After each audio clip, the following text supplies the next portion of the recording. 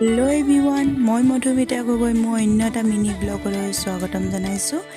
এয়া বা আৰু মই আৰু মাও আহিছে। এয়া আমি আজি মাহী ঘৰলৈ আহিছোঁ।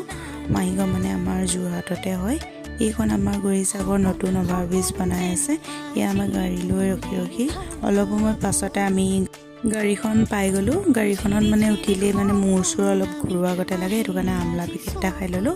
ফাইনেলি আমি এয়া আহি পালোঁহি কচৰি গলিত মানে বস্তু অলপ ল'বলগীয়া আছিলে, কাপোৰ সেইখিনি অলপ মানে আমি লৈ ল'লোঁ মাহঁতি আমি। তাৰপিছত ওলাই আহিয়ে আমি অলপ চাহ খাই ল'লোঁ। এই দাদাজনে বহুত ধুনীয়া চাহ বনাই দেই। তাৰপিছত তাৰ পৰা ওলাই আহি এয়া আমি মাহী ঘৰৰ কাৰণে মিঠাই ল'লোঁ। এয়া আমি মাহীহঁতৰ ঘৰ পালোঁহি। মাহীহঁতৰ ঘৰ পায়ে আমি আকৌ অলপ সময় বহি লৈ চাহ খাই ল'লোঁ। তাৰপিছত আমি আকৌ ফটো মাৰিব গ'লোঁ গোটেইখিনি একেলগতে। ফটো মাৰি তেওঁলোকে ভিডিঅ' কৰা গমেই নাপায়। এয়া আকৌ ভাত খাব মাতিলে। ভাত খাই আহোঁ মানে এয়া আমাৰ ৰাতিয়ে হ'ল ঘৰ পাওঁতে। আজিলৈ আহিছোঁ, বাই।